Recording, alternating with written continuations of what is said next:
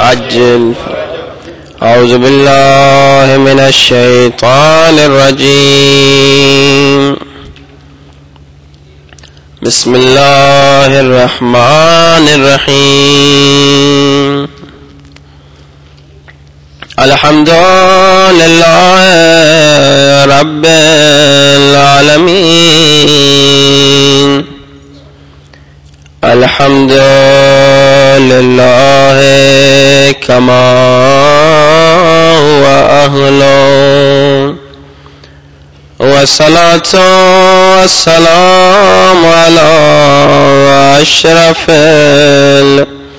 الأنبياء والمرسلين وخاتم النبيين أبي القاسم محمد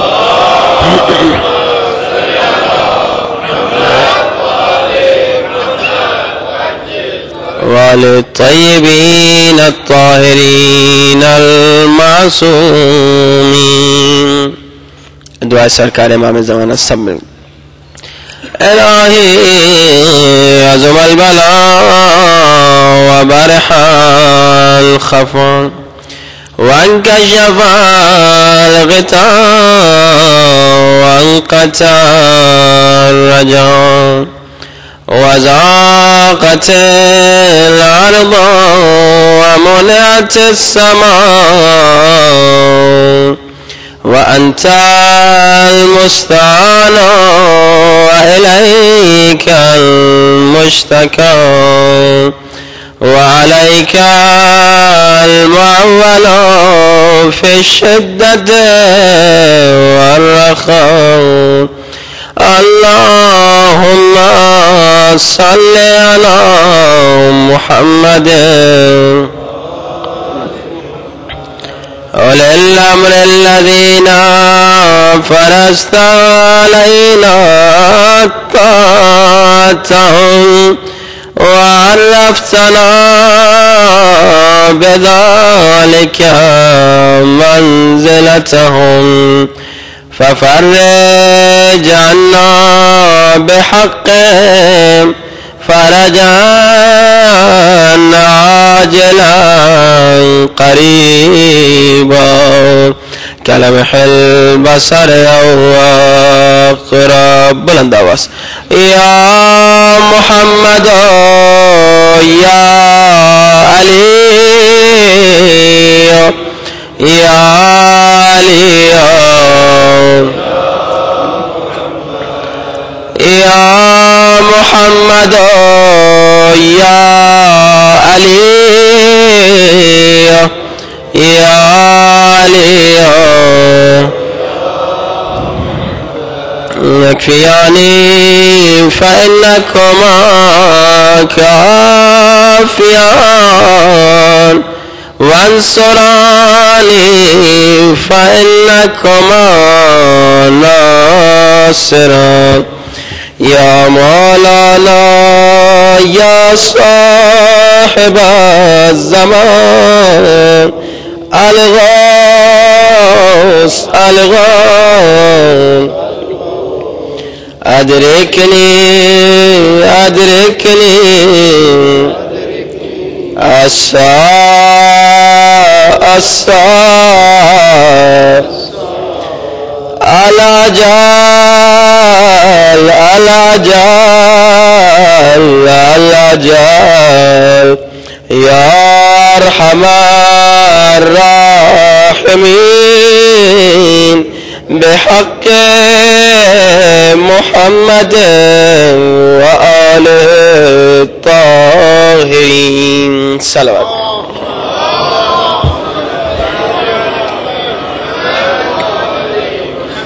وعجل فرجهم.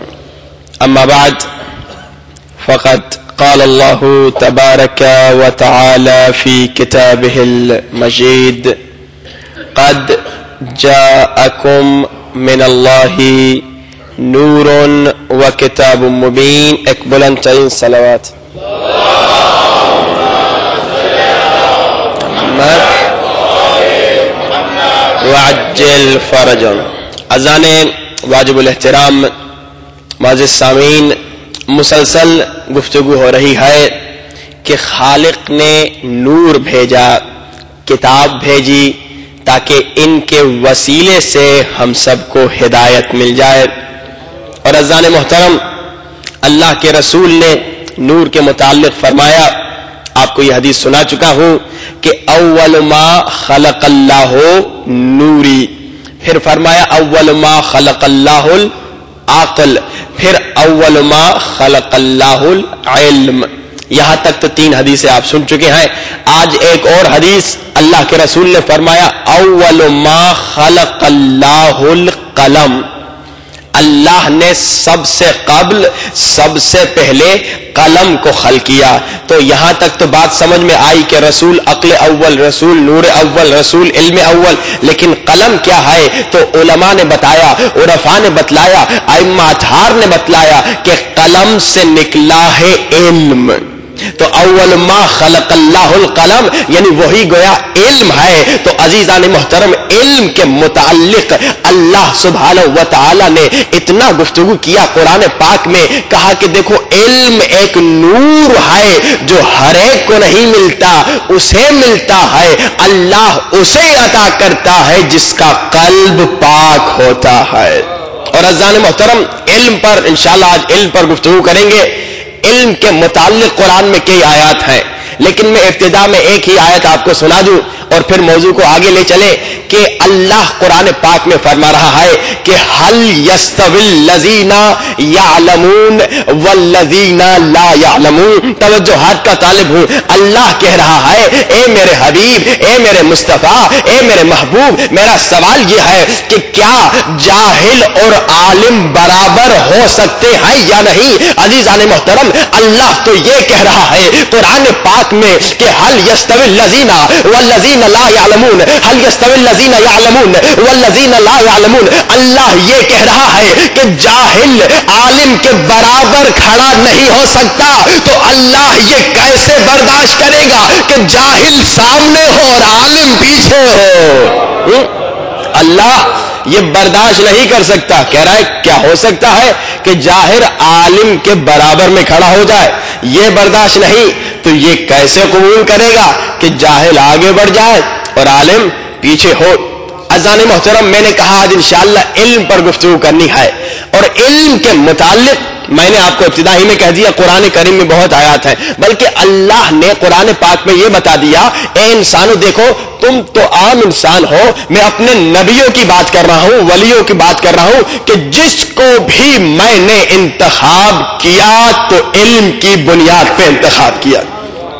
یعنی کسی جاہل کو میں نے انتخاب نہیں کیا، میں نے جس کو بھی انتخاب کیا وہ عالم تھا. قرآن کا سورہ دخان سورہ 44 آیت نمبر 32 ارشاد ہوا لقد اخترناہم علی علم علی العالمین.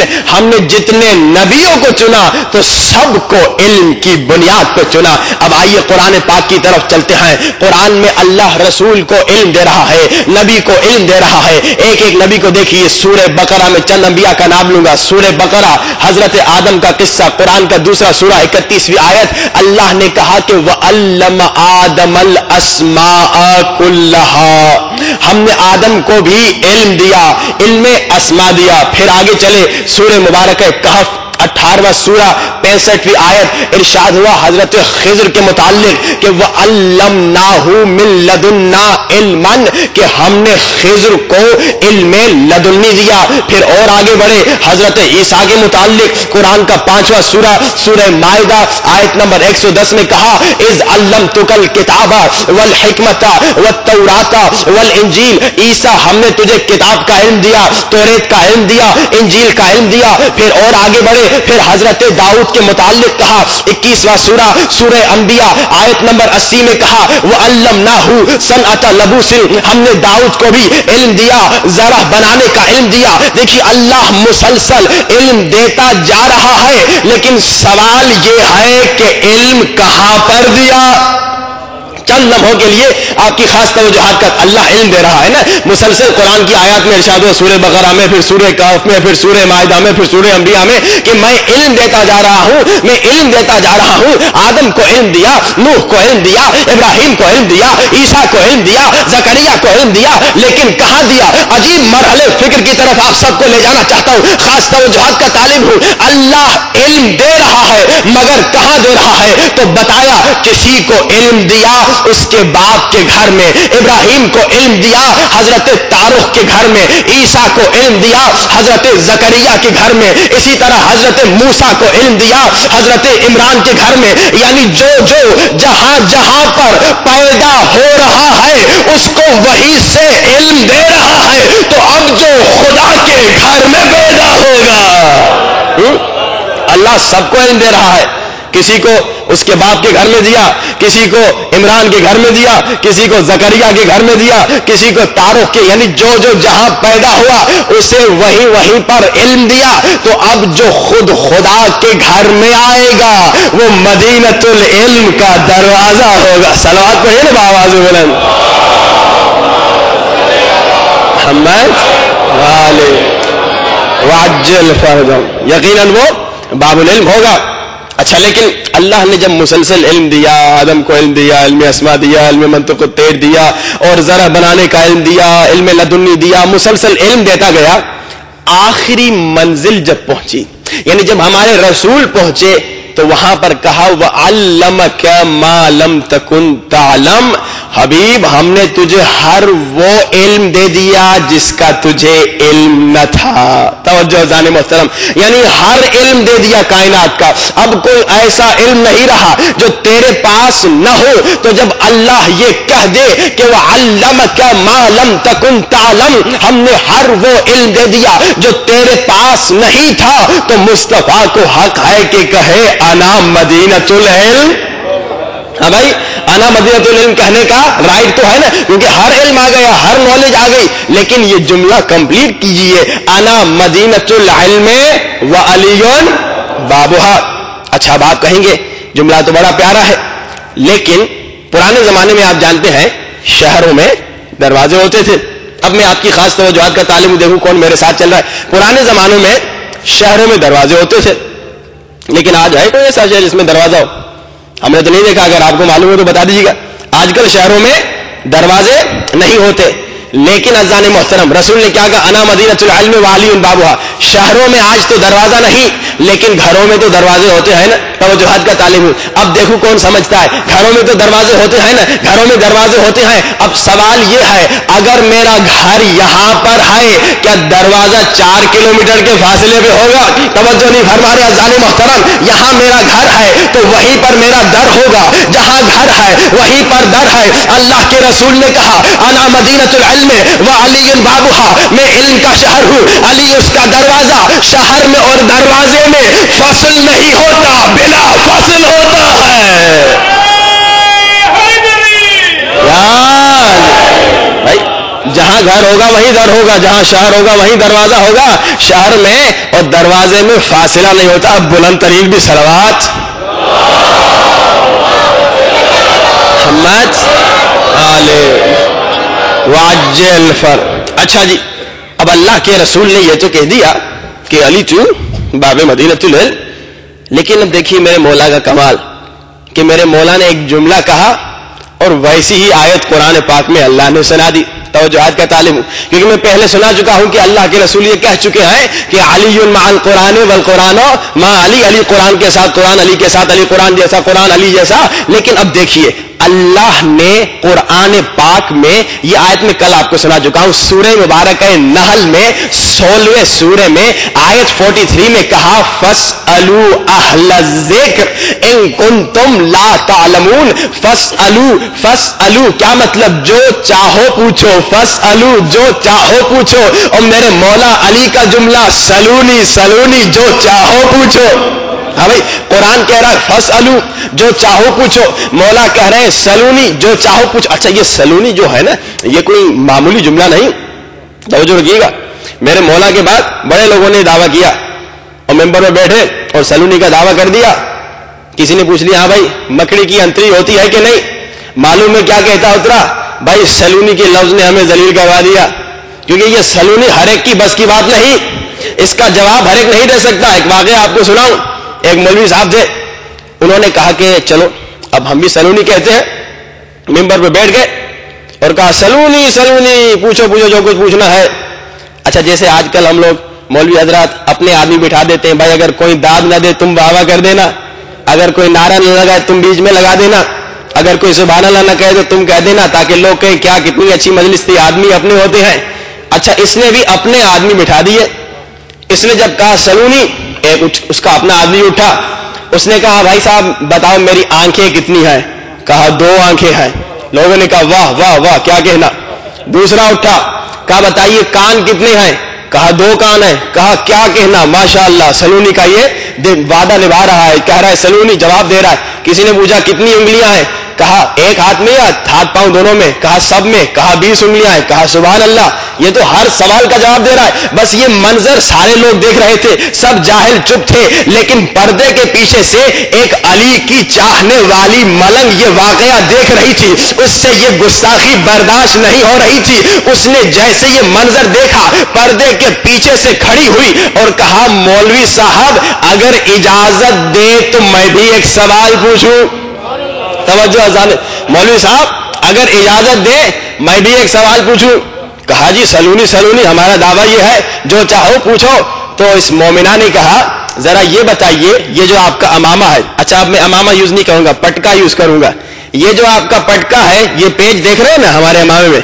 उसने कहा मौलवी साहब ये आपके पटके में कितने पेज हैं? तवज्जो, हाथ का तालिब हो।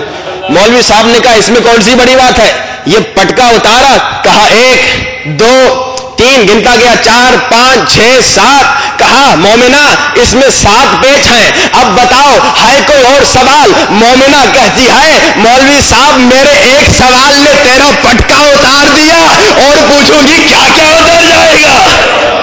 हाँ भाई, एक सवाल मेरा और तेरा पटका गिर गया, और पूछूंगी तो क्या हशर होगा। तो देखिए सलूनी हर एक कह तो सकता है, लेकिन निभाना सिर्फ मेरे मौला अली का कमाल है, और तारीख गवाह है।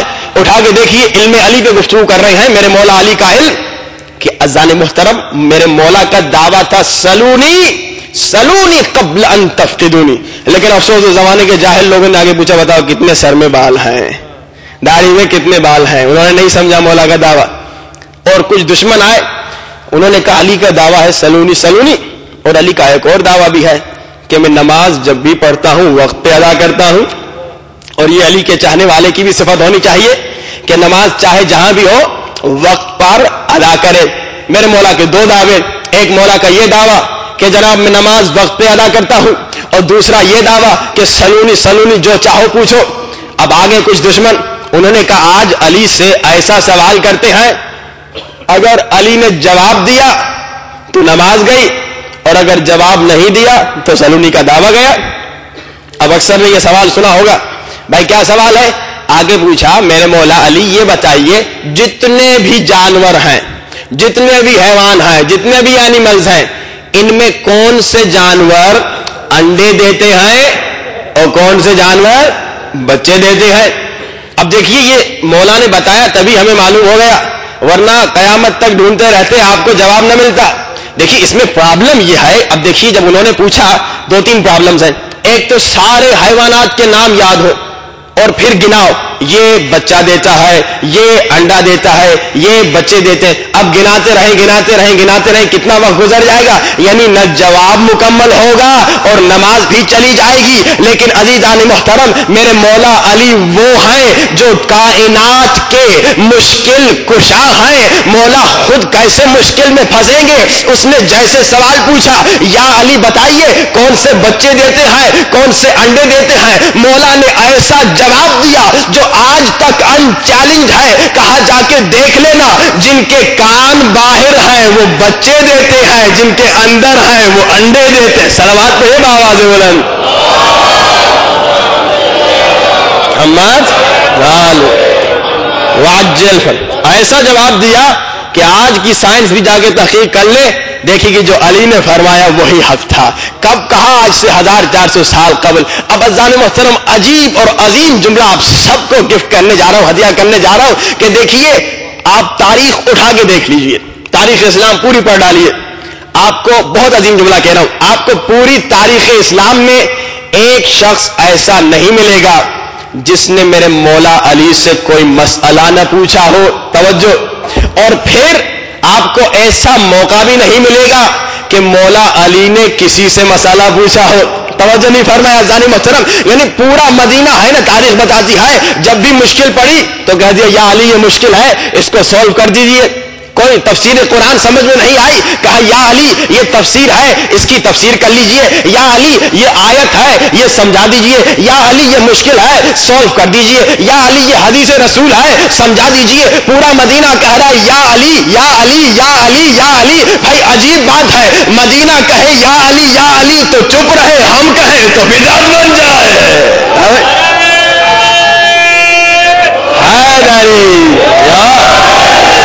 بھائی پورا مدینہ کہے یا علی یا علی یا علی اور ہم کہیں تو اعتراض ہو جائے کہ بھائی غلط کر رہے ہو. اچھا جی, علم علی سنیے کتنا عظیم ہے. ایک صحابی ہے, بہت عظیم انسان ہے اور تاریخ اسلام کی بہت مشہور و معروف زبان ہے. میرے مولا کے پاس آئے اور کہا کہ یا علی ایک سوال ہے. کہا بتائیے. انہوں نے سوال پوچھا اور سوال پوچھتے ہی بغیر ایک سیکنڈ سوچنے کے میرے مولا نے جواب دے دیا. اب انہوں نے کہا یا علی عجیب بات ہے, کبھی تو سوچ لیا کیجئے, آپ فوراً جواب دے دیتے ہیں بغیر سوچے بغیر دیکھے. آپ جیسے سوال پوچھا جائے فوراً جواب دے دیتے ہیں. مولا نے ہاتھ آگے کیا, کہا بتاؤ کتنی انگلیاں ہیں, تو انہوں نے بھی فوراً بغیر سوچے جواب دے دیا 5 انگلیاں ہیں. مولا نے کہا فوراً جواب کیسے دے دیا؟ کہا سامنے جو رکھا ہے. تو مولا نے کہا کائنات بھی اسی طرح علی کے سامنے رکھی ہے, کائنات بھی اسی طرح علی کے سامنے ہے. جب جو پوچھو گے کائنات سے علی دیکھ کے جواب دے. صلوات پڑھے بآواز بلند. محمد وعجل فرج. اچھا تو گفتگو یہاں سے شروع ہوئی کہ اللہ نے کہا ہم نے سب کو علم کی بنیاد پہ انتخاب کیا. لقد اخترناہم علی علم علی العالمین, ہم نے علم کی بنیاد پہ انتخاب کیا. اور پھر میں نے آیتیں پڑھی کہ اللہ نے کہا کہ وعلم آدم الاسماء کلھا. اب یہاں پہ بہت پیارا جملہ, بہت پیارا جملہ. علم علم دیا, کسی جبریل نے نہیں, کسی فرشتے نے نہیں, علم اللہ نے براہ راست علم دیا. توجہ عزیزان محترم, اللہ کہہ رہا ہے آدم کو میں نے علم دیا. اور اگر انکار کیا جائے تو قرآن کی آیت کا انکار, دوسرا سورہ 31ویں آیت, وَعَلَّمَ آدَمَ الْأَسْمَاءَ كُلَّهَا. اللہ کہہ رہا ہے میں نے آدم کو علم دیا, میں نے آدم کو علم دیا, میں نے آدم کو علم دیا. تو عزیزان محترم, جو تاریخ انسانیت کا سب سے پہلا نبی ہو اسے اللہ براہ راست علم دے رہا ہے, تو جو تاریخ انسانیت کا سب سے بڑا نبی ہوگا اسے جبریل کس طرح بڑھائے گا؟ بھائی جو تاریخ انسانیت کا پہلا نبی ہے, جو مصطفیٰ کا خادم ہے, اسے اللہ براہ راست علم آدم الاسماء کلھا.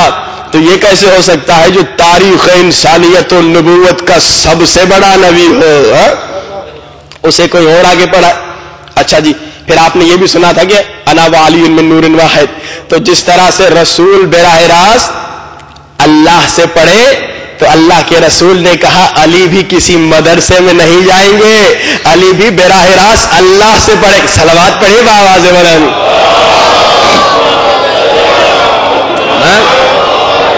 محمد وعجل فرجہ. عزیزان محترم, میرے مولا علی کا جو علم تھا اس کا آپ تصور ہی نہیں کر سکتے کہ کیا علم تھا میرے مولا علی کا.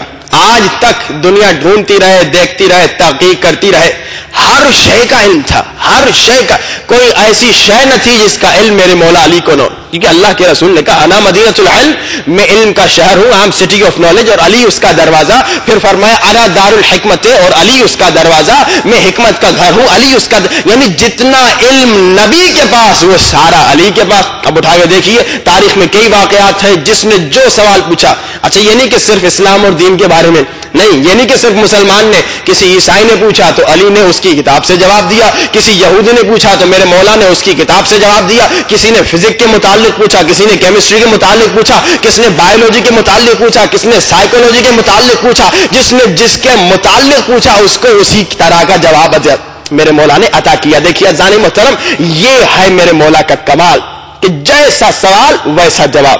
ایک شخص آیا میرے مولا کے پاس، یہ واقعہ سنیے، میرے مولا کی خدمت میں آیا، مسلمان نہیں تھا، عیسائی تھا، اور کہا یا علی میرے کچھ سوال ہیں، اور اگر آپ میرے سوالوں کے جواب دیں گے، اگر آپ نے میرے سوالات کے جواب دے دیے تو یا علی میں وعدہ کرتا ہوں میں مسلمان ہو جاؤں گا۔ ہاں بھائی، کتنا اچھا موقع اگر آپ کو ملے، آپ تو خدا خدا کریں گے، کوشش کریں گے اسے فوراً جواب دے دے، ایک آدمی مسلمان ہو جائے گا۔ لیکن اب سنیے میرے مولا علی کا کمال، میرے مولا علی کے پاس آیا، کہا یا علی کچھ سوال ہیں، اگر جواب دیں گے میں پوچھوں گا، آپ جواب دیں گے میں مسلمان ہو جاؤں گا۔ میرے مولا نے مسکرا کر کہا سوال خود پوچھو گے یا علی بتائیں سوال کیا ہے؟ سوال خود پوچھو گے یا میں بتاؤں کہ تیرے سوال کیا ہیں؟ اب حیرت میں اور اضافہ ہوا، کیونکہ عیسائی تھا، مسلمان بھی نہ تھا، مومن بھی نہ تھا، اسے معلوم نہ تھا کہ اتنا علم۔ کہا یا علی آپ یہ بھی بتا سکتے ہیں کہ میرے سوال کیا ہیں؟ مولا نے کہا اگر چاہتے ہو تو بتا دیں۔ کہا بتائیے۔ مولا نے کہا تمہارے 3 سوال ہیں۔ کہا ہاں بھائی 3 سوال ہیں۔ اچھا کیا سوال ہے مولا؟ مولا نے کہا پہلا سوال یہ ہے کہ دنیا میں سب سے پہلا پتھر جو نازل ہوا تھا اس کا نام کیا ہے؟ دنیا میں، دوسرا سوال، دنیا میں سب سے پہلا چشمہ جو جاری ہوا تھا اس کا نام کیا ہے؟ اور مولا تیسرا سوال کیا ہے؟ مولا نے کہا تمہارا تیسرا سوال یہ ہے کہ دنیا میں، توجہ، دنیا میں جو سب سے پہلا درخت نازل ہوا اس کا نام کیا ہے؟ اب عیسائی نے کہا میرے مولا میرے آقا حقیقت تو یہ ہے کہ یہی میرے سوال تھے، اب ان کا جواب بھی سنائیے تاکہ ایمان میں اور اضافہ ہو۔ مولا نے فرمایا دیکھو جو سب سے پہلا پتھر نازل ہوا تھا وہ حجر الاسود تھا، اور جو سب سے پہلا چشمہ جو جاری ہوا تھا وہ عین الحیات تھا، اور سب سے پہلا درخت جو نازل ہوا تھا وہ اجوا تھا، کھجور کا درخت تھا۔ بس یہ سننا تھا، اللہم صلی علی محمد محمد وعجل فرج، بس یہ سننا تھا۔ حیرت میں قدم مولا مرتضی پر گرا اور کہا یا علی کلمہ پڑھائیے میں مسلمان ہونا چاہتا ہوں۔ مولا نے کہا کہو لا الہ الا اللہ محمد رسول اللہ علی ولی اللہ۔ صلوات پڑھیں بآواز بلند۔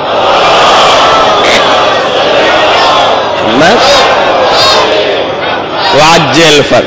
دیکھیے عیسائی تھا لیکن وہ جواب لے گیا۔ اب آئیے آپ کو ایک دوسرا واقعہ سنائیں، مولا نے کس طرح سے سائیکولوجی، جو آج کل ویسٹرن کنٹریز میں سائیکولوجی ایک بہت بڑی چیز بن چکی ہے، نفسیات کا علم، کس طرح سے مولا نے اس نفسیات کے علم کے ذریعے سے، سائیکولوجی کے ذریعے سے ایک بہت بڑا مسئلہ سولو کیا۔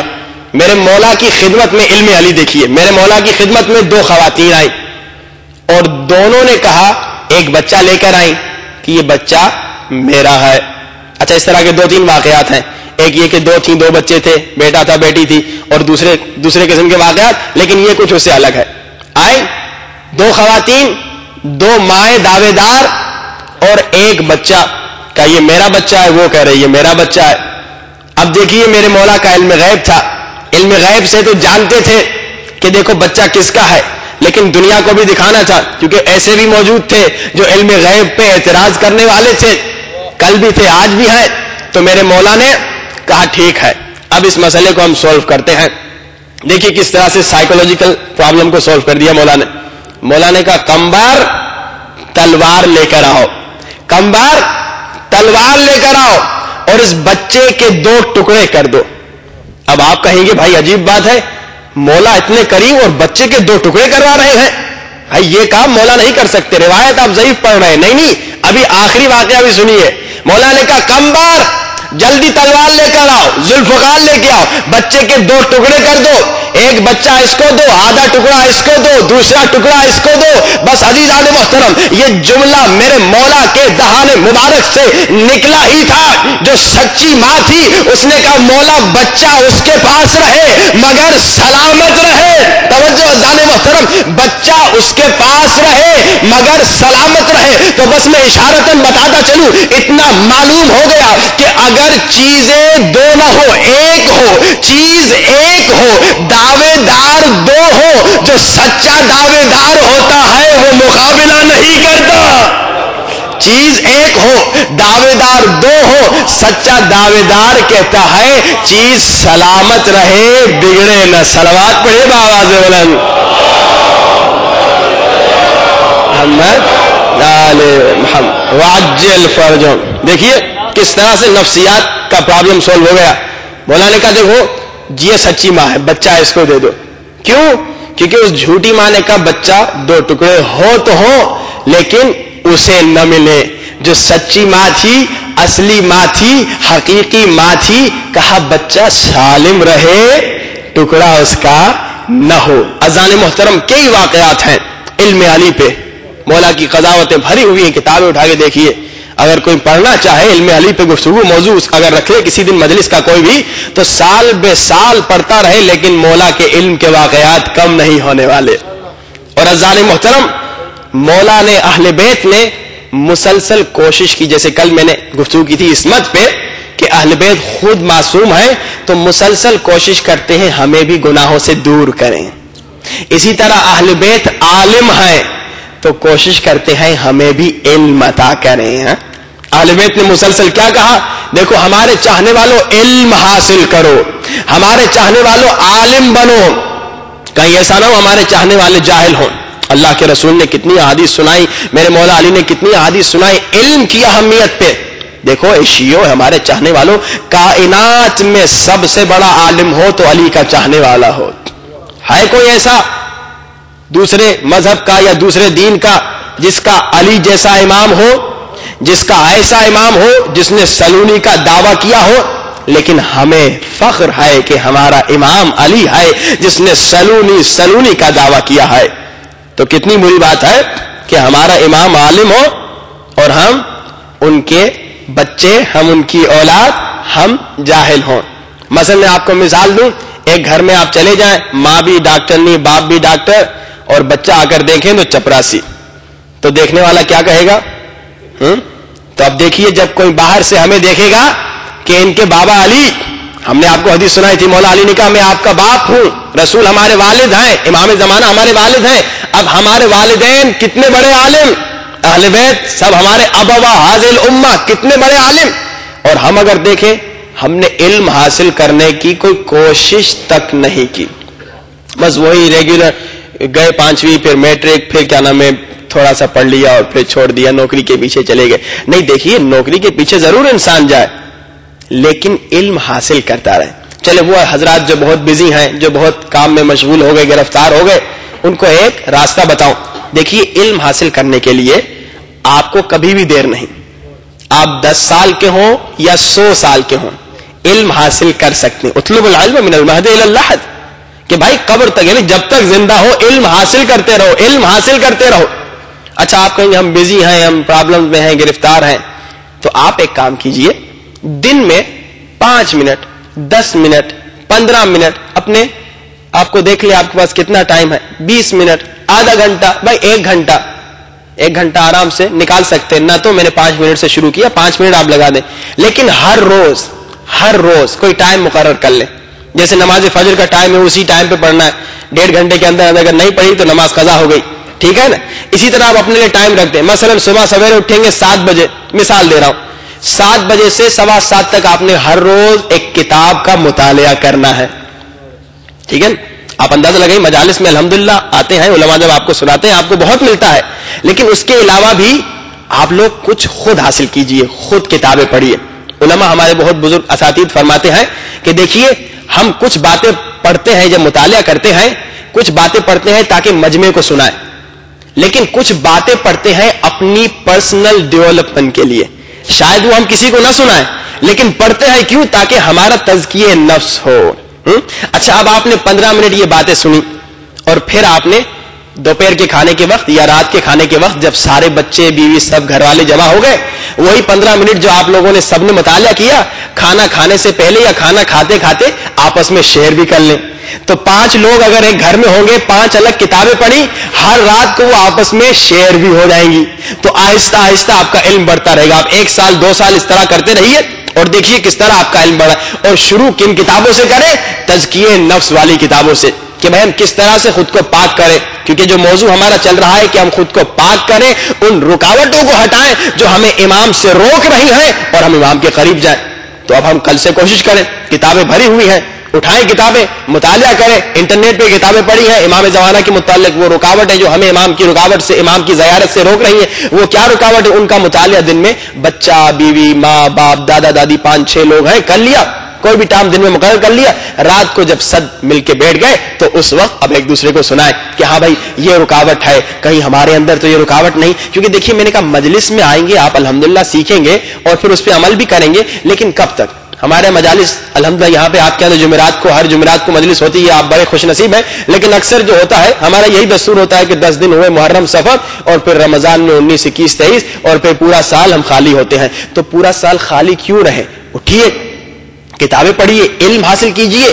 ہم سلونی کے دعوے دار کے ماننے والے ہیں جن کے پاس اتنا علم تھا کہ آج تک کائنات میں ایسا کوئی نہیں آیا نہ آئے گا جس کے پاس ایسا علم ہو جیسا علم اہل بیت کے پاس ہے. اور اہل بیت نے ہمیں علم دیا کہ دیکھو کوشش کرو, رکاوٹیں دور کرو, اپنے قلب سے نجاستیں نکال دو تاکہ ہماری زیارت کر سکو. یہ ہمیں کس نے بتایا؟ یہ جو ہم آج کل 4 5 6 7 دنوں سے آپ کو رکاوٹیں سنا رہے ہیں, یہ کوئی اپنی طرف سے تو نہیں گئے رہے, اپنی طرف سے تو نہیں بنا رہے. یہ اہل بیت نے ہمیں علم دیا کہ دیکھو اگر بے ادب ہو جاؤ گے تو تم ہماری زیارت سے محروم ہو جاؤ گے, اگر خلوص نکل جائے گا تم ہماری زیارت سے محروم ہو جاؤ گے. یہ اہل بیت نے علم دیا. اگر تمہارے اندر دنیا کی محبت آ جائے گی تم ہم سے دور ہو جاؤ گے. اللہ اللہ. آج آئیے ایک اور رکاوٹیں کچھ بیان کریں جو خود امام زمانہ نے سنائی ہیں.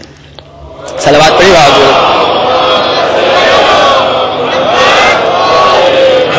واجل فل. ایسی رکاوٹیں جو کسی عام انسان نے نہیں سنائی, خود امام بتا رہے ہیں انسان یہ چیزیں رکاوٹ بن رہی ہیں تمہارے اور میرے درمیان. آیت اللہ العظمہ مراشی نجفی بہت بڑے بزرگ مجتہد گزرے ہیں, ان کو امام کی زیارت ہوئی اور امام نے ان کو سنایا کہ دیکھو جا کے لوگوں کو بتاؤ کہ ہماری زیارت میں دیر نہیں لیکن کچھ چیزیں رکاوٹ ہیں. 4 تو رکاوٹیں ہم سنا چکے آپ کو, آج 5ویں رکاوٹ. 5ویں رکاوٹ کیا ہے؟ آج 3 رکاوٹیں سناؤں گا انشاءاللہ خود امام کی بیانی. امام کہتے ہیں ایک سب سے بڑی رکاوٹ معلوم ہے کیا ہے جو مومنین کو ہم سے دور کر رہی ہے؟ کیا ہے؟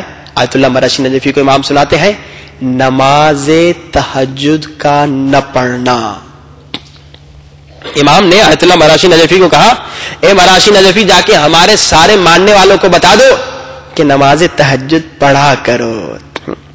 نماز تہجد اگر نہیں پڑھو گے امام کے قریب نہیں جاؤ گے. بہت بڑے عالم آیت اللہ ملکی تبریزی, آیت اللہ سید علی قاضی, بہت بڑے عرفاء گزرے ہیں. انہوں نے بہت پیارا جملہ کہا نماز تہجد کے متعلق.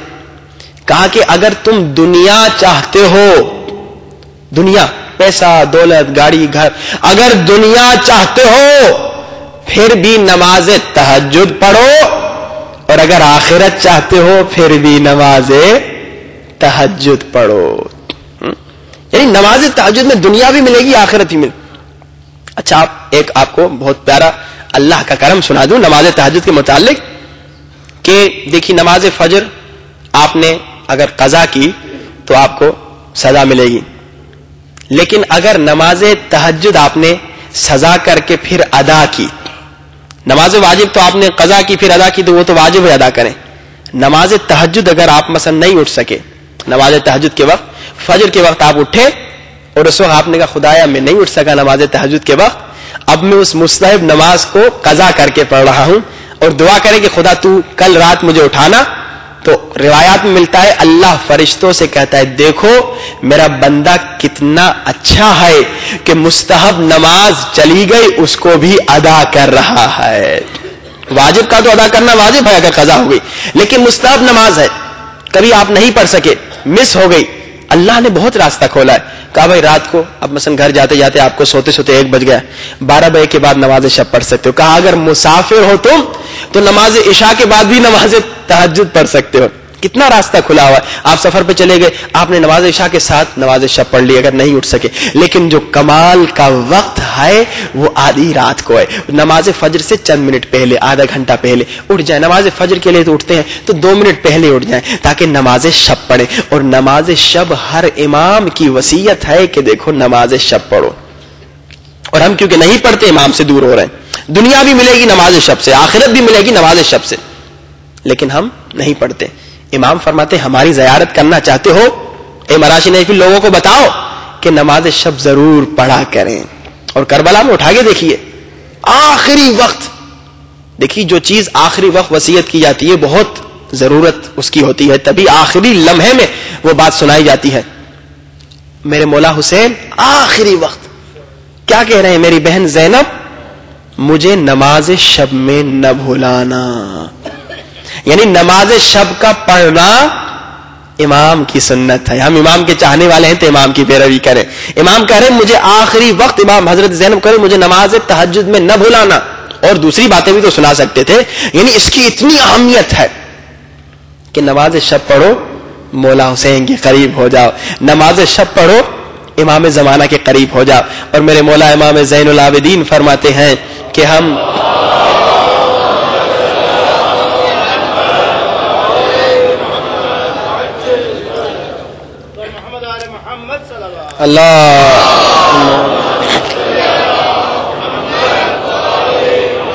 وعجل فن. میرے مولا فرماتے ہیں نماز شب کے متعلق کہ میرے بابا نے وصیت کی اور میں نے کربلا سے کوفہ، کوفے سے شام ایک رات ایسی نہیں دیکھی کہ میری پھوپھی زینب نے نماز تہجد قضا کی ہو. فرمایا ایک دن میں نے دیکھا میری پھوپھی زینب بیٹھ کر نماز پڑھ رہی ہیں، نماز تہجد. میں نے کہا پھوپھی جان بیٹھ کر کیوں نماز پڑھ رہی ہیں؟ پھوپھی نے کہا اے میرے پیارے لال، زندہ میں کھانا اتنا کم آتا ہے کہ میں بچوں میں تقسیم کر دیتی ہوں. اب تیری پھوپھی میں طاقت نہ رہی کہ کھڑے ہو کے نماز پڑھے. یعنی اتنی مشکل میں بھی بیوی نے نماز تہجد نہیں چھوڑی. ہم ان کے چاہنے والے ہیں تو ہم نماز تہجد کو نہ چھوڑیں اور کوشش کیجئے خود بھی نماز شب پڑھیں، دوسروں کو بھی پڑھائیں.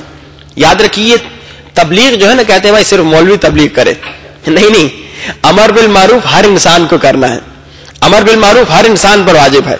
یہ نہ کہ بھائی کیونکہ ہم مولوی نہیں تو ہم نہیں کریں.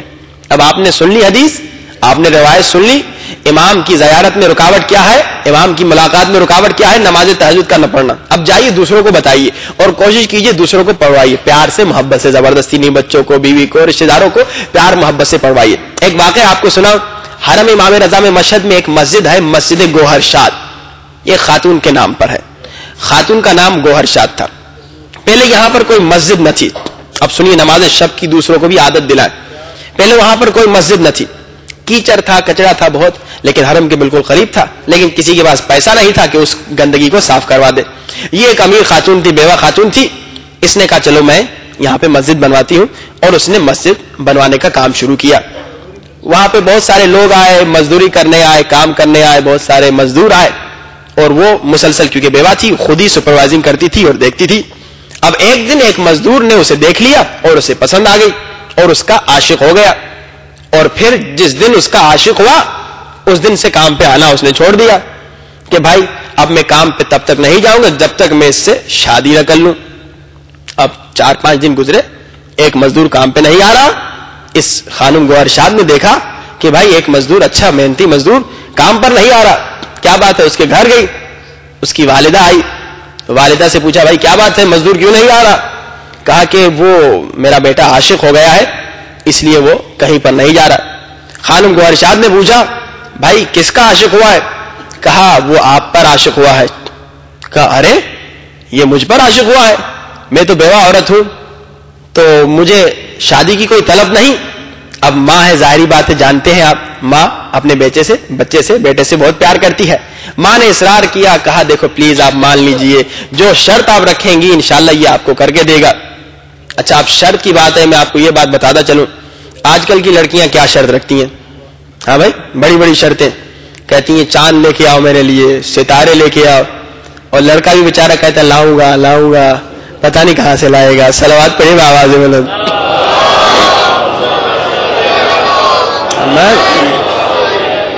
واجل فرجا.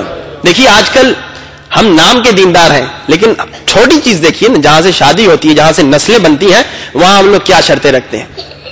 پیسہ اتنا ہو, ملینر بلینر, بڑی گاڑی ہو, پتہ نہیں گھر ہو, فلاں ہو, اتنا مہریہ ہو.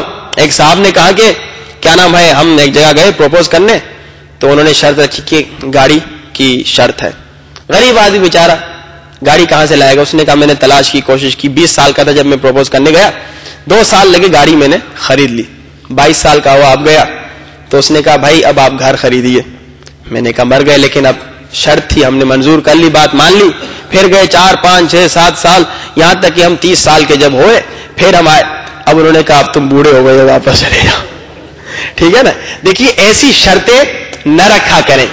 دیکھیے جناب زہرا نے کیا شرط رکھی, جناب زینب نے کیا شرط رکھی, اہل بیت نے کیا شرطیں رکھی. اب دیکھیے چلے, بعض لوگ کہتے چلے وہ تو اہل بیت تھے, دیکھیے یہ مومنہ تھی, عام عورت تھی, بیوی زینب کی چاہنے والی تھی, ماننے والی تھی. اس نے کیا شرط رکھی. جب اس کی ماں نے بڑا اصرار کیا تو اس نے کیا کہا, اس نے کہا چلو ٹھیک ہے, اگر اتنا اصرار ہے, میں شرط میں پیسہ, گاڑی, دولت, گھر نہیں رکھتی. کیا شرط. ہماری مومنات کو, لڑکیوں کو, جوانوں کو ایسا ہونا چاہیے. اس نے شرط رکھی اگر تیرا بیٹا 40 دن 40 راتیں نماز تہجد پڑھے گا, میں اس سے شادی کر لوں گی. 40 راتیں تیرا بیٹا نماز شب پڑھے. آج ہے کوئی لڑکی ایسی شرط رکھے, آج ہے کوئی لڑکا ایسی شرط رکھے. لڑکی شرط رکھتی ہے داڑھی شیو کرو, لڑکا شرط پتہ نہیں کیا رکھتا ہے, اور کیا نام ہے بے دینی کی شرطیں رکھتے ہیں. لیکن شرط یہ رکھے مومنہ لڑکی, دیکھو تجھ سے شادی کروں گی, شرط یہ ہے تو داڑھی رکھے, سنت امام پہ چلے. مومن لڑکا شرط یہ رکھے تو حجاب کرے, پھر شادی کروں گی. شرط یہ نہ رکھے کہ پیسہ دو, شرط یہ رکھے کہ نماز شب پڑھو, نماز تہجد پڑھو. شرط یہ رکھے کہ زیارت عاشورہ پڑھو, شرط یہ رکھے کہ دعائے ندبہ پڑھو. یہ شرطیں رکھنی چاہیے. اور ہمارا آج ماحول آپ جانتے ہیں, بہر کے اس نے یہ شرط رکھی کہ بھائی ہماری شرط یہ ہے کہ 40 دن نماز تہجد پڑھے آپ کا شہزادہ صاحبزادہ, ہم شادی کر لیں گے. اچھا 40 دن تو گزر گئے. میں نے ایک دن گفتگو کی تھی عادت پہ, کہ انسان کی عادت کبھی کبھار 40 دن تک جب اچھی عادت کرتے ہیں تو وہ انسان کی اچھی عادت بن جاتی ہے. اور اس موضوع پہ سیڈیز بھی باہر مل رہی ہیں کہ کس طرح سے ہم اپنی بری عادتوں کو بدلیں. انشاءاللہ جو لینا چاہے وہ لے سکتے ہیں. کہ بھائی 40 دن تک اگر آپ اچھا عمل کریں, 40 دن تک اچھا عمل کریں, وہ آہستہ آہستہ آپ کی عادت بنتی ہے, پھر اس کو ریپیٹ کریں تو مضبوط عادت بنتی ہے. اس نے 40 دن نماز تہجد پڑھی. اچھا 40 دن کے بعد وعدہ تھا کہ وہ جائے دوبارہ پروپوز کرے. 41 دن ہو گئے, 45 دن ہو گئے, 50 دن ہو گئے, یہ لڑکا گیا نہیں. 60 دن ہو گئے, لڑکا گیا نہیں. 70 دن ہو گئے, لڑکا گیا نہیں. 80 دن ہو گئے, ڈبل ٹائم گزر گیا, اور نہ جانے شاید اور زیادہ وقت. تو یہ بیچاری ذرا پریشان ہوئی کہ آخر کیا ہوا, کیا نماز اس نے نہیں پڑھی یا کوئی اور واقعہ پیش آ گیا. گئی معلوم کرنے کہ بھائی کیا بات ہے, آپ کے بیٹے نے تو 40 دن نماز پڑھنی تھی, اس کے بعد آنا تھا, کیوں نہیں آئے.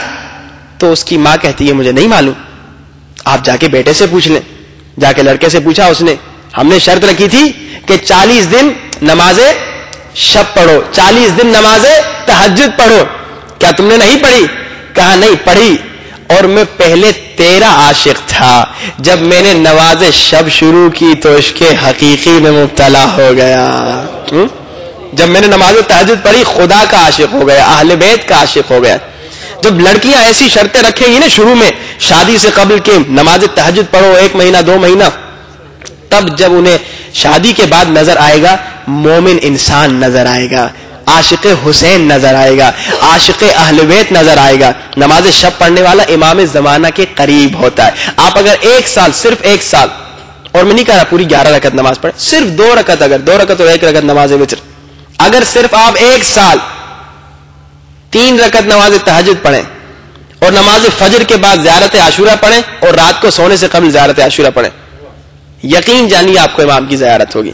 لیکن شرط ظاہری بات یہ بھی ہے کہ گناہوں سے خود کو دور رکھیں. اچھا یہ بھی سنتے جائیے, اگر دن میں آپ نے ایک چھوٹا گناہ بھی کیا آپ کو نماز تہجد نصیب نہیں ہوگی. نماز تہجد ہر ایک کو نصیب نہیں ہوتی. کئی دفعہ آپ نے دیکھا ہوگا پوری رات اٹھے ہوئے ہیں, وضو سے بھی ہیں, لیکن نماز تہجد نہیں پڑھی. کیوں؟ کیونکہ اس دن روایت میں ملتا ہے, علماء بتلاتے ہیں اور رفع بتلاتے ہیں, اگر آپ کی نماز تہجد مس ہو گئی تو یقین جانیے آپ نے کوئی نہ کوئی دن میں گناہ کیا تھا. گناہ کا نتیجہ یہ ہوتا ہے کہ آپ نماز شب سے محروم ہو جاتے ہیں. تو امام زمانہ نے خود رکاوٹ سنائی کہ دیکھو پہلی رکاوٹ یہ ہے کہ تم نماز تہجد نہیں پڑھتے. اب امام خود بتلا رہے, دیکھو اگر مجھ سے ملنا چاہتے ہو نماز تہجد پڑھو, یہ رکاوٹ ہے نماز تہجد کا نہ پڑھنا. دوسری رکاوٹ میرے مولا کیا ہے؟ مولا نے کہا ماں باپ کے ساتھ بے ادبی نہ کرو, ماں باپ کے ساتھ بدتمیزی نہ کرو. ماں باپ کے ساتھ بدتمیزی ایک تو تمہاری عمر گھٹاتی ہے اور دوسرا امام زمانہ سے دور کرتی ہے. ہم نے ادب کے موضوع میں 2 دن گفتگو کی, اس پر اشارہ کیا تھا. امام دوسری بات جو سمجھا رہے ہیں, کہہ رہے ہیں کہ دیکھو ماں باپ کے ساتھ بدتمیزی نہ کرنا. اگر تم نے اپنے ماں باپ کے ساتھ بدتمیزی کی, اپنے والدین کی بے احترامی کی, تو تم اپنے امام سے دور ہو جاؤ گے.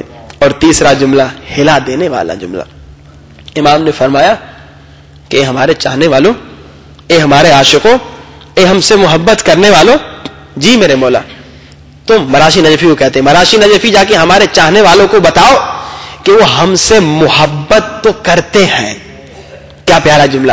مراشی نجفی ہمارے چاہنے والوں کو بتاؤ, ہمارے شیعوں کو بتاؤ, کہو کہ تم ہم سے محبت تو کرتے ہو, لیکن ذرا یہ بتاؤ ہماری نافرمانی کیوں کرتے ہو. ہم سے محبت تو کر رہے ہو لیکن ہماری بات کیوں نہیں مانتے. تیسری رکاوٹ اہل بیت کے فرامین پر عمل نہ کرنا. ہم جب اہل بیت کے فرامین پہ عمل نہیں کرتے امام زمانہ سے دور ہوتے ہیں. ہم جب اہل بیت کی بات نہیں مانتے امام زمانہ سے دور ہوتے. 3 رکاوٹیں خود امام نے سنا, میں نے مختصر گفتگو کی, صرف اشارہ کرتا گیا. ایک نماز تہجد کا نہ پڑھنا, دوسرا والدین کے ساتھ بدتمیزی کرنا, اور تیسرا اہل بیت کی اطاعت نہ کرنا. دیکھیے آج ہمارا حال یہ ہے, ہم اہل بیت سے محبت تو کرتے ہیں لیکن ان کی اطاعت نہیں کرتے. میں نے کل بھی اشارتاً کہا تھا, اگر آپ کس سے محبت کریں اور اس کی اطاعت نہ کریں تو آپ خود سمجھ جائیں وہ محبت کیسی محبت ہے. ایک صاحب اپنے باپ کو کہے بابا جان میں آپ کے لیے ہر کام کرنے کو تیار, لیکن باپ کہے ایک چھوٹا گلاس پانی کا مجھے دے دو, کہے نہیں آپ خود جا کے اٹھائیں. تو ہر انسان کیا کہے گا اس کی کیسی محبت ہے. آئیے دعا کریں کہ خدایا ہمارا دعویٰ تو ہے کہ ہم محب اہل بیت ہیں, ہم دعویٰ تو کرتے ہیں معاشق اہل بیت ہیں, لیکن بار الہ میرے آقا میرے مولا یہ محبت حقیقی محبت ہو جائے, یہ سچی محبت ہو جائے, اس میں ہم دھوکہ بازی نہ کریں. جیسے زبان سے کہہ رہے ہیں میرے مولا علی ہم آپ سے محبت کرتے ہیں, تو عمل سے کر کے دکھائیں, عمل سے ثابت کر کے دکھائیں. مولا کی اطاعت کر کے مولا کو بھی خوش کریں, مولا کی اطاعت کر کے خود کو مولا کے قریب بھی کریں, اور امام زمانہ کی زیارت بھی کریں. صلوات پڑھی بابا سے بولو.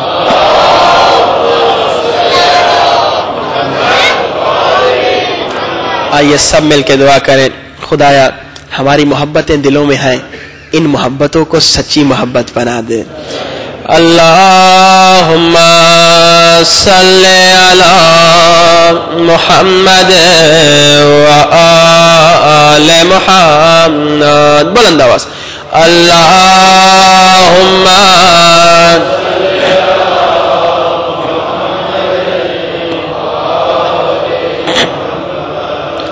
اللہم صلی علی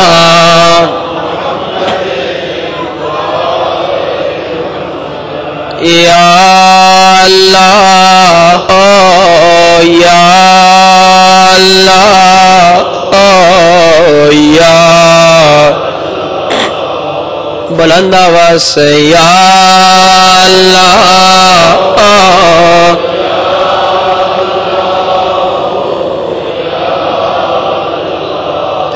میرے اللہ ہر رات التجا کر رہے ہیں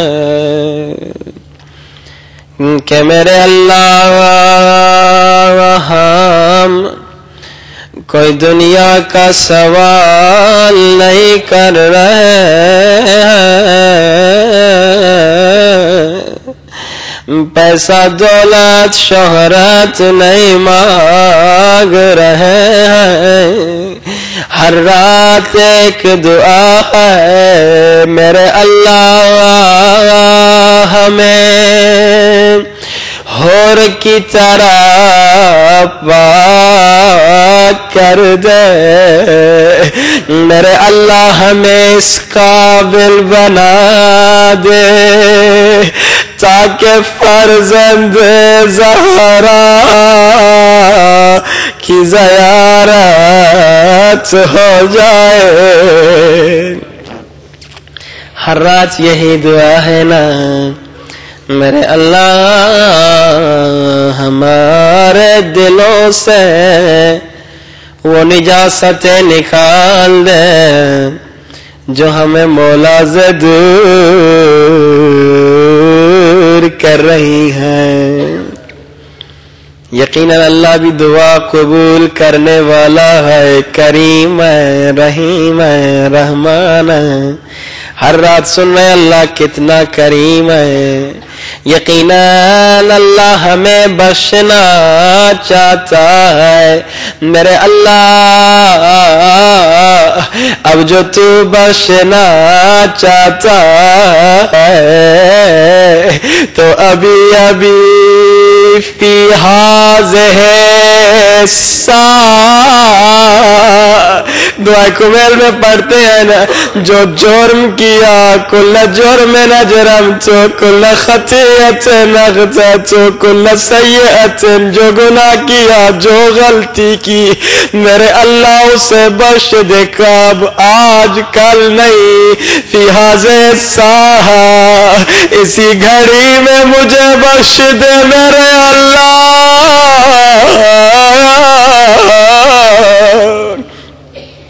اور میں خالی ہاتھ نہیں آیا، ہر رات کی طرح وسیلہ لے کے آیا ہوں۔ کس کا وسیلہ؟ میرے اللہ تجھے واسطہ اس مظلومہ بی بی کا جو رو رو کے کہتی تھی بابا میرے مظلوم بابا، بابا آپ کے جانے کے بعد زہرا نے ایسی مصیبت دیکھی، بابا اگر دنوں پہ آتی دن رات میں بدل جاتے۔ ایسا واسطہ دیا ہے کہ کوئی خالی ہاتھ نہیں جائے گا۔ عزیزو بی بی زہرا کی مظلومیت بڑی مظلومہ ہے، لیکن اس سے قبل کہ میں بی بی زہرا کے مصائب سناؤں، ایک بی بی کا شکوہ سنانا چاہتا ہوں۔ ایک سید ذاکر تھے، انہیں خواب میں بی بی زہرا کی زیارت ہوئی۔ بی بی زہرا نے کہا اے سید ذاکر مجھے پہچانو، میں حسین کی دکھیاری ماں ہوں۔ ذاکر خواب میں ادب سے بیٹھ گیا۔ ذاکر نے عرض کیا بی بی میں خادم ہوں، غلام ہوں، حکم فرمائیے۔ بی بی نے روتی ہوئی آنکھوں سے فرمایا اے ذاکر تو میرے حسین کے لیے 10 رات مصائب پڑھتا ہے، اے ذاکر میرا شکوہ یہ ہے ذرا مجھے بتاؤ کیا حسن میرا بیٹا نہیں ہے؟ میرے حسن کے مصائب بھی پڑھا کرو نا، کیوں میرے حسن کی مظلومیت بیان نہیں کرتے؟ عزیزو مولا حسن بڑے مظلوم ہیں. مولا حسین کے 72 وفادار صحابی تھے. مولا حسن کے ایسے صحابی نہ تھے. مولا حسین کی جتنی بھی بیویاں تھی سب با وفا مومنات تھی، لیکن مولا حسن وہ مظلوم ہے جن کی بیوی ان کی قاتلہ ہے. بڑے مظلوم ہے میرے مولا حسن. عزیزو مولا حسن کی مصیبت سنیں، بی بی زہرا کو خوش کریں، بی بی زہرا کو راضی کریں. سنیے مولا حسن نے بڑے مصائب دیکھے، لیکن ایک مصیبت تھی جس نے مولا کا دل جگر پھاڑ دیا. ایک ذاکر کا واقعہ ہے، اسے امام حسن کی زیارت نصیب ہوئی، ادب سے بیٹھ گیا. مولا نے ذاکر سے کہا ذاکر تو میرے مصائب پڑھتا ہے نا؟ کہا جی مولا. لیکن مولا نے کہا اے ذاکر تو نے ابھی تک میری اصلی مصیبت بیان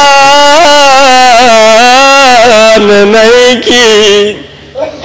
ذاکر کہتا ہے میرے مولا میں اس طرح سے آپ کے مصائب پڑھتا ہوں، اپنے انداز سے بیان کیا، میں اپنے انداز سے بیان کر رہا ہوں.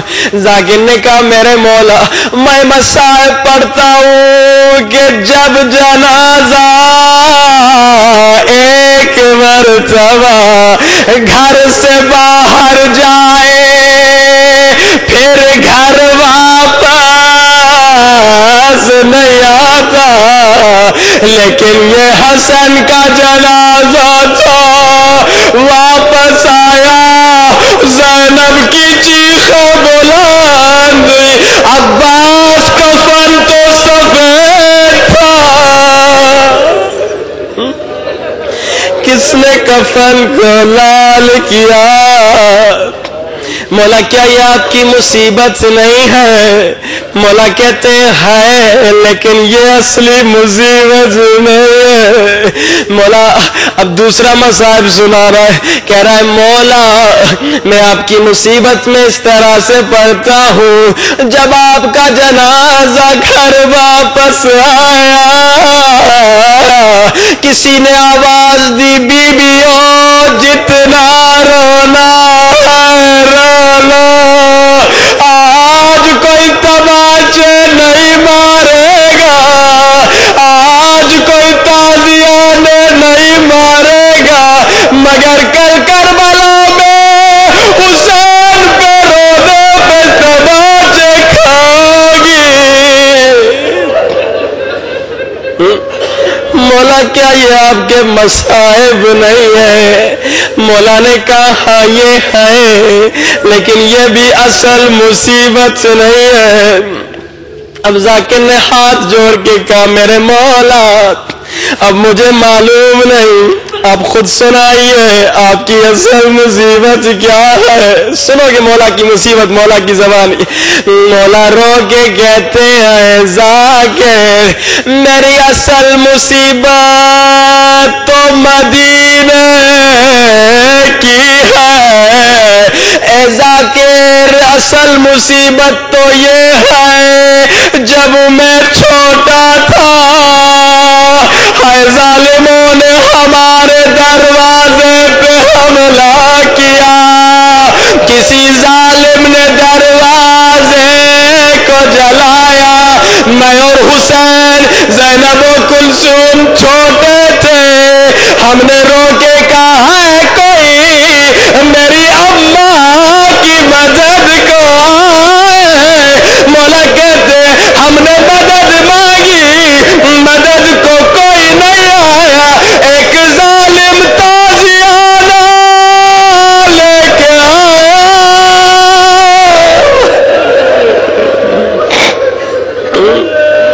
حسن کی اصل مصیبت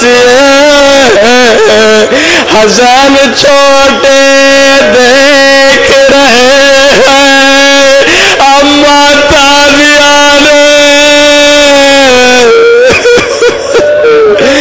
میرے اللہ آج بہت بڑا واسطہ دیا ہے، یقیناً کوئی خالی نہیں جائے گا، تجھے مولا حسن کی مصیبت کا واسطہ، تجھے بی بی زہرا کی مظلومیت کا واسطہ، آج ہم سب کو حر کی طرح پاک کر دے، روتی ہوئی آنکھوں سے ہاتھوں کو سروں سے بلند کیجئے، سب مل کے گئیے یا غفارو یا غفارو یا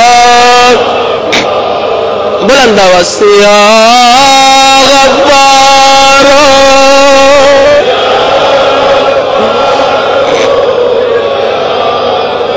یا غفارو یا غفارو بخش دے میرے اللہ، آج ہم سب کے سارے گناہ تجھے واسطہ نبی کی دکھیاری بیٹی کا۔ عزیزو بس ایک روایت کی زحمت، حضرت بلال عاشق رسول خادم رسول، اللہ کے رسول کی رحلت کے بعد مدینے میں نہ رہ سکے، مدینے سے نکل گئے، جنگل و بیاباں میں چلے گئے۔ روایت میں ملتا ہے ایک دن حضرت بلال نے خواب میں رسول خدا کو دیکھا، لیکن دیکھا رسول زار و قطار رو رہے ہیں۔ بلال نے عرض کیا یا رسول اللہ کیوں رو رہے ہیں؟ اللہ کے رسول نے رو کر کہا بلال تو نے بھی میری زہرا کو چھوڑ دیا، ہائے دنیا دشمن ہے میری زہرا تنہا ہے، بلال ذرا میری زہرا کی خبر تو لو۔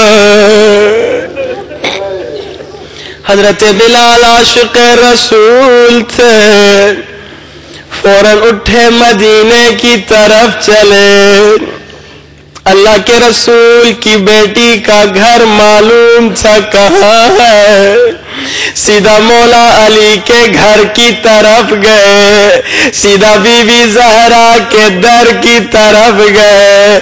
عزیزو تصور کرو بلال کو کیا نظر آیا ہوگا۔ بلال جیسے بی بی کے در پہ آئے، دیکھا دروازہ جلا ہوا، بلال نے سمجھا کہیں غلط آ گیا ہوں، دوسروں سے پوچھا کہاں ہے زہرا کا گھر، کہا یہی جلا ہوا دروازہ۔ بلال کو کچھ سمجھ میں نہیں آیا، کانپتے ہوئے حیران ہو گئے، یہ تو وہ در تھا جس پہ رسول سلام کرتے تھے، کیسے یہ دروازہ جلا، کس نے یہ دروازہ جلایا؟ بلال کو کچھ نہیں معلوم۔ بلال نے کانپتے ہوئے دروازے پہ دستک دی۔ عزیزو حضرت فضا آئی، حضرت فضا نے پوچھا کون ہے؟ حضرت بلال نے کہا بلال۔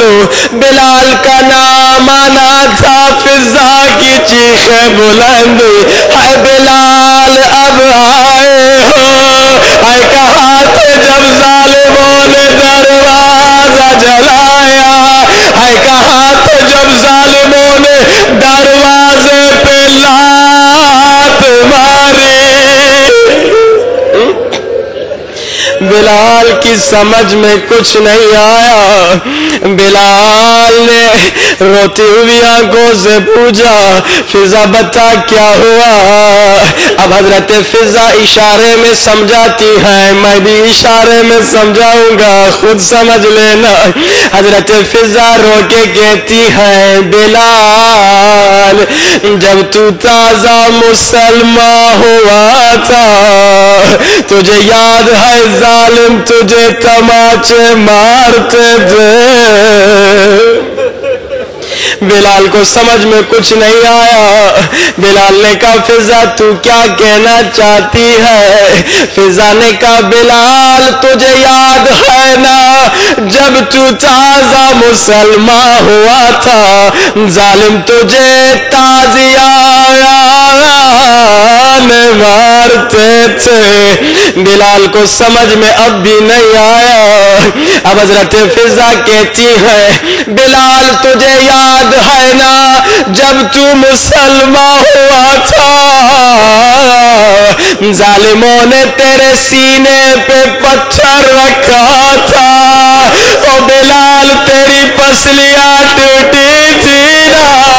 بلال کو سمجھ میں کچھ نہیں آیا. اے فضا تو کیا بتانا چاہتی ہے؟ فضا نے رو کر کہا بلال زہرا کی پسلیاں ٹوٹ گئی.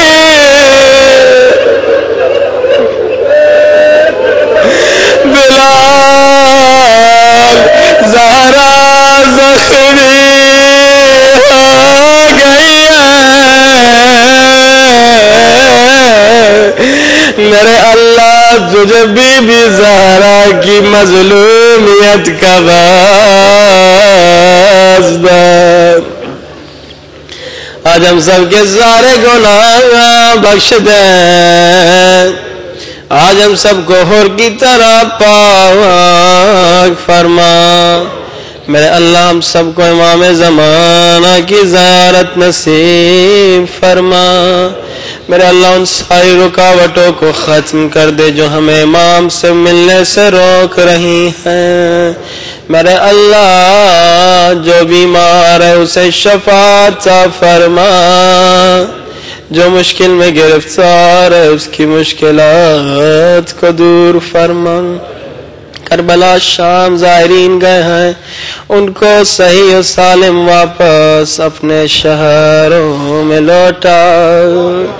اپنے مرحومین کے لیے ہمارے مرحومین کے لیے منتظمین مجلس کے مرحومین کے لیے ایک مرتبہ سورۃ الفاتحہ.